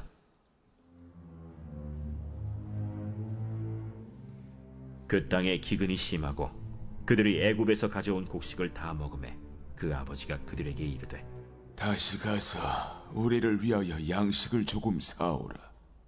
유다가 아버지에게 말하여 이르되 그 사람이 우리에게 엄히 경고하여 이르되 너희 아우가 너희와 함께 오지 아니하면 너희가 내 얼굴을 보지 못하리라 하였으니 아버지께서 우리 아우를 우리와 함께 보내시면 우리가 내려가서 아버지를 위하여 양식을 사려니와 아버지께서 만일 그를 보내지 아니하시면 우리는 내려가지 아니하리니 그 사람이 우리에게 말하기를 너희의 아우가 너희와 함께 오지 아니하면 너희가 내 얼굴을 보지 못하리라 하였음이니이다.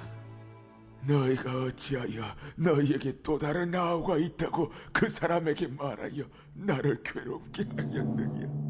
그 사람이 우리와 우리의 친족에 대하여 자세히 질문하여 이르기를 너희 아버지가 아직 살아계시느냐 너희에게 아우가 있느냐 하기로 그 묻는 말에 따라 그에게 대답한 것이니 그가 너희의 아우를 데리고 내려오라 할 줄을 우리가 어찌 알았으리이까?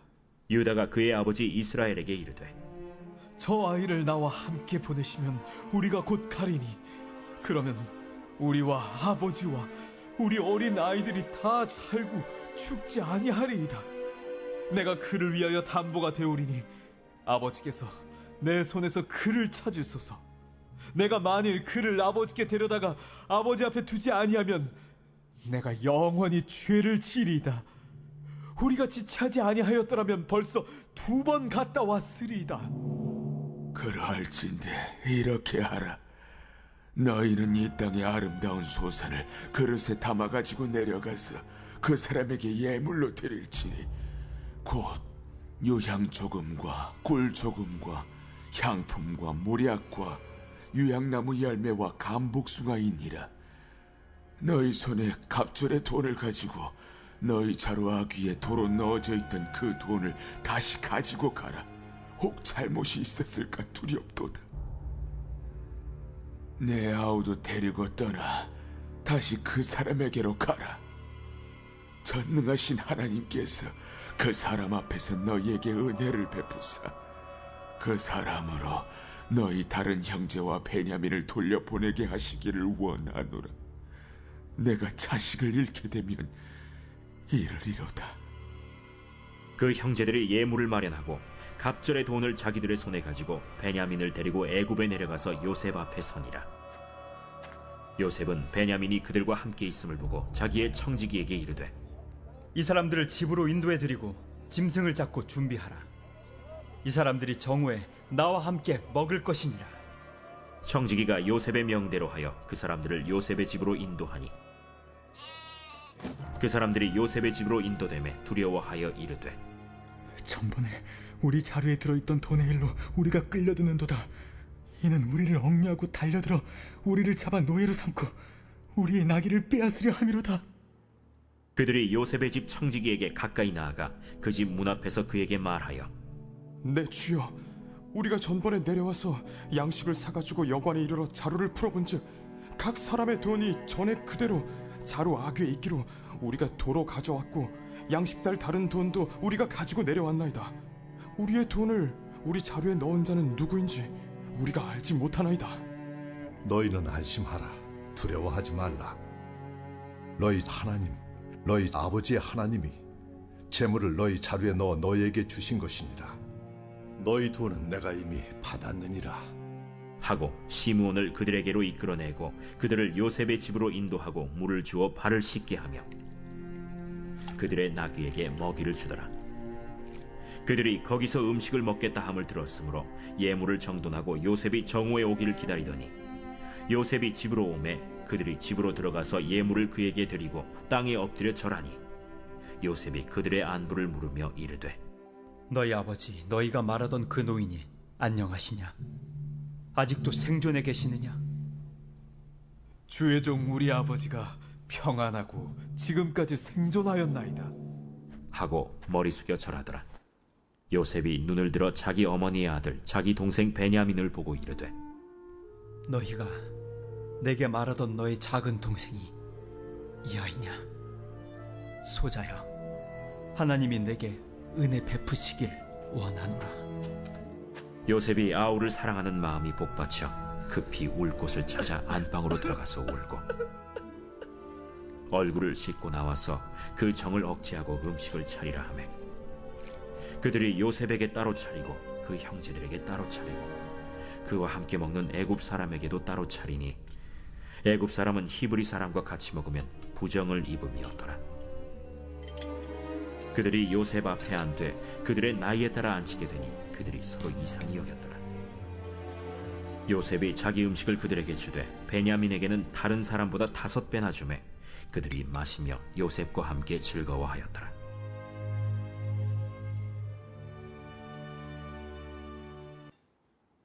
제44장.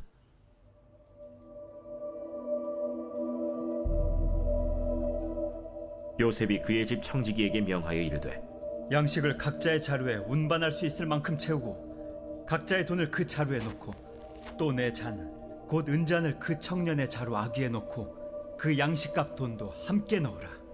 그가 요셉의 명령대로 하고 아침이 밝을 때에 사람들과 그들의 나귀들을 보내니라. 그들이 성읍에서 나가 멀리 가기 전에 요셉이 청지기에게 이르되 일어나 그 사람들의 뒤를 따라가서 그들에게 이르기를 너희가 어찌하여 선을 악으로 갚느냐? 이것은 내 주인이 가지고 마시며 늘 점치는 데 쓰는 것이 아니냐? 너희가 이같이 하니 악하도다 하라. 청지기가 그들에게 따라가서 그대로 말하니 그들이 그에게 대답하되 내 주여, 어찌 이렇게 말씀하시나이까? 당신의 종들이 이런 일은 결단코 아니하나이다. 우리 자루에 있던 돈도 우리가 가나안 땅에서부터 당신에게로 가져왔거든. 우리가 어찌 당신의 주인의 집에서 은금을 도둑질하리이까? 당신의 종들 중 누구에게서 발견되든지 그는 죽을 것이오. 우리는 내 주의 종들이 되리이다. 그러면 너희의 말과 같이 하리라. 그것이 누구에게서든지 발견되면 그는 내게 종이 될 것이요 너희는 죄가 없으리라. 그들이 각각 급히 자루를 땅에 내려놓고 자루를 각기 푸니 그가 나이 많은 자에게서부터 시작하여 나이 적은 자에게까지 조사하매 그 잔이 베냐민의 자루에서 발견된지라. 그들이 옷을 찢고 각기 짐을 나귀에 싣고 성으로 돌아가니라. 유다와 그의 형제들이 요셉의 집에 이르니 요셉이 아직 그곳에 있는지라. 그의 앞에서 땅에 엎드리니 요셉이 그들에게 이르되 너희가 어찌하여 이런 일을 행하였느냐? 나 같은 사람이 점을 잘 치는 줄을 너희는 알지 못하였느냐? 유다가 말하되 우리가 내 주께 무슨 말을 하오리이까? 무슨 설명을 하오리이까? 우리가 어떻게 우리의 정직함을 나타내리이까? 하나님이 종들의 죄악을 찾아내셨으니 우리와 이 잔이 발견된 자가 다 내 주의 노예가 되겠나이다. 내가 결코 그리하지 아니하리라. 잔이 그 손에서 발견된 자만 내 종이 되고 너희는 평안히 너희 아버지께로 돌아 올라갈 것이니라. 유다가 그에게 가까이 가서 이르되 내 주여, 원하건대 당신의 종에게 내 주의 귀에 한 말씀을 나르게 하소서. 주의 종에게 노하지 마소서. 주는 바로와 같으심이니이다. 이전에 내 주께서 종들에게 물으시되 너희는 아버지가 있느냐 아우가 있느냐 하시기에 우리가 내 주께 아뢰되 우리에게 아버지가 있으니 노인이요 또 그가 노년에 얻은 아들 청년이 있으니 그의 형은 죽고 그의 어머니가 남긴 것은 그뿐이므로 그의 아버지가 그를 사랑하나이다 하였더니 주께서 또 종들에게 이르시되 그를 내게로 데리고 내려와서 내가 그를 보게 하라 하시기로 우리가 내 주께 말씀드리기를 그 아이는 그의 아버지를 떠나지 못할지니 떠나면 그의 아버지가 죽겠나이다. 주께서 또 주의 종들에게 말씀하시되 너희 막내 아우가 너희와 함께 내려오지 아니하면 너희가 다시 내 얼굴을 보지 못하리라 하시기로 우리가 주의 종 우리 아버지에게로 도로 올라가서 내 주의 말씀을 그에게 아뢰었나이다. 그 후에 우리 아버지가 다시 가서 곡물을 조금 사오라 하시기로 우리가 이르되 우리가 내려갈 수 없나이다. 우리 막내 아우가 함께 가면 내려가려니와 막내 아우가 우리와 함께 가지 아니하면 그 사람의 얼굴을 볼 수 없음이니이다.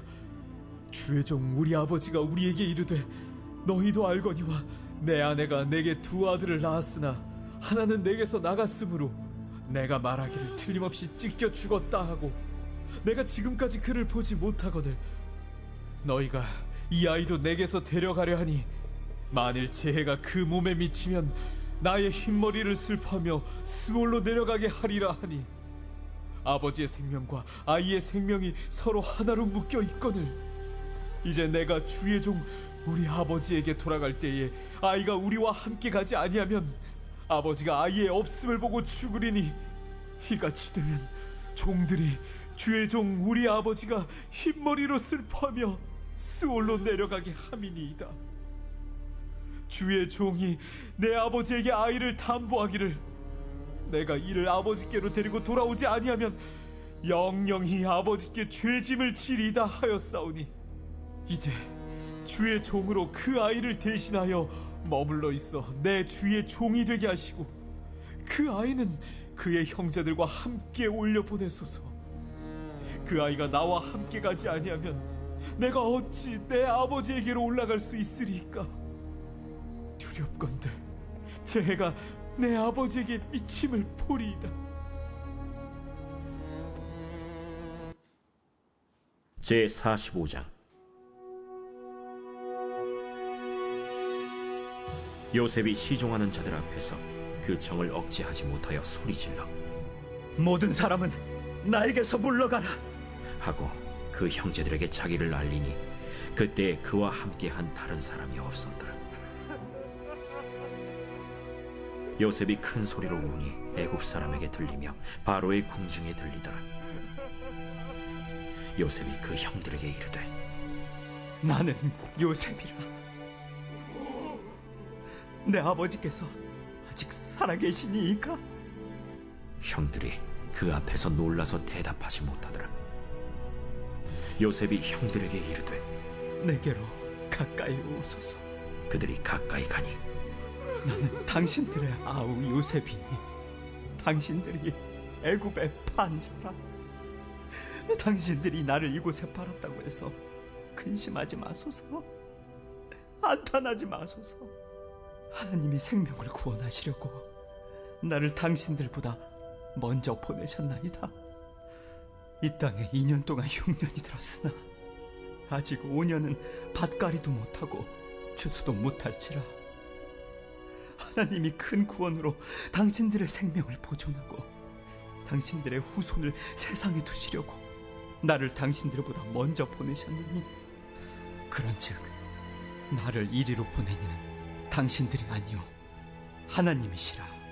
하나님이 나를 바로에게 아버지로 삼으시고 그 온 집의 주로 삼으시며 애굽 온 땅의 통치자로 삼으셨나이다.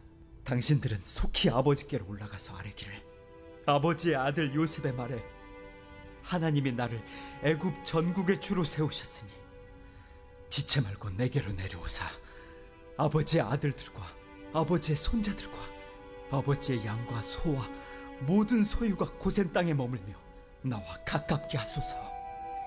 흉년이 아직 5해가 있으니 내가 거기서 아버지를 봉양하리이다. 아버지와 아버지의 가족과 아버지께 속한 모든 사람에게 부족함이 없도록 하겠나이다 하더라고 전하소서. 당신들의 눈과 내 아우 베냐민의 눈이 보는 바 당신들에게 이 말을 하는 것은 내 입이라. 당신들은 내가 애굽에서 누리는 영화와 당신들이 본 모든 것을 다 내 아버지께 아뢰고 속히 모시고 내려오소서 하며 자기 아우 베냐민의 목을 안고 우니 베냐민도 요셉의 목을 안고 우니라. 요셉이 또 형들과 입맞추며 안고 우니 형들이 그제서야 요셉과 말하니라. 요셉의 형들이 왔다는 소문이 바로의 궁에 들리매 바로와 그의 신하들이 기뻐하고 바로는 요셉에게 이르되 내 형들에게 명령하기를 너희는 이렇게 하여 너희 양식을 싣고 가서 가나안 땅에 이르거든 너희 아버지와 너희 가족을 이끌고 내게로 오라. 내가 너희에게 애굽의 좋은 땅을 주리니 너희가 나라의 기름진 것을 먹으리라. 이제 명령을 받았으니 이렇게 하라. 너희는 애굽 땅에서 수레를 가져다가 너희 자녀와 아내를 태우고 너희 아버지를 모셔오라. 또 너희의 기구를 아끼지 말라. 온 애굽 땅의 좋은 것이 너희 것임이니라. 이스라엘의 아들들이 그대로 할세 요셉이 바로의 명령대로 그들에게 수레를 주고 길 양식을 주며 또 그들에게 다 각기 옷 1벌씩을 주되 베냐민에게는 은 300과 옷 5벌을 주고 그가 또 이와 같이 그 아버지에게 보내되 순나귀 10필에 애굽의 아름다운 물품을 실리고 암나귀 10필에는 아버지에게 길에서 드릴 곡식과 떡과 양식을 실리고 이에 형들을 돌려보내며 그들에게 이르되 당신들은 길에서 다투지 말라. 그들이 애굽에서 올라와 가나안 땅으로 들어가서 아버지 야곱에게 이르러 알리어 이르되 요셉이 지금까지 살아있어 애굽 땅 총리가 되었도이다. 야곱이 그들의 말을 믿지 못하여 어리둥절하더니 그들이 또 요셉이 자기들에게 부탁한 모든 말로 그에게 말하매 그들의 아버지 야곱은 요셉이 자기를 태우려고 보낸 수레를 보고서야 기운이 소생한지라. 이스라엘이 이르되 조카도다. 내 아들 요셉이 지금까지 살아있으니 내가 죽기 전에 가서 그를 보리라.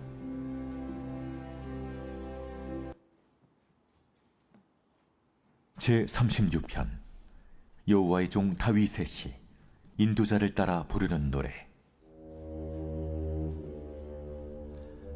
악인의 죄가 그의 마음속으로 이르기를 그의 눈에는 하나님을 두려워하는 빛이 없다 하니 그가 스스로 자랑하기를 자기의 죄악은 드러나지 아니하고 미워함을 받지도 아니하리라 함이로다.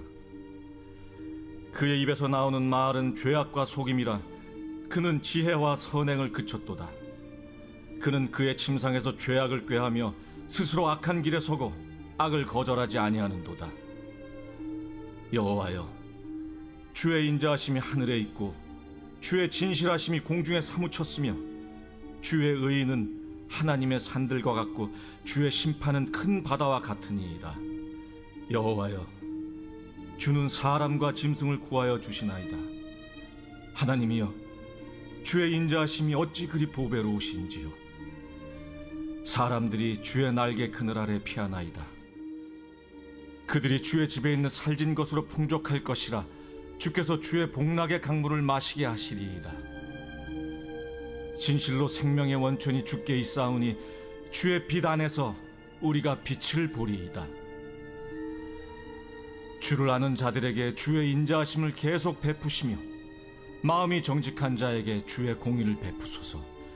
교만한 자의 발이 내게 이르지 못하게 하시며 악인들의 손이 나를 쫓아내지 못하게 하소서. 악을 행하는 자들이 거기서 넘어졌으니 엎드러지고 다시 일어날 수 없으리이다.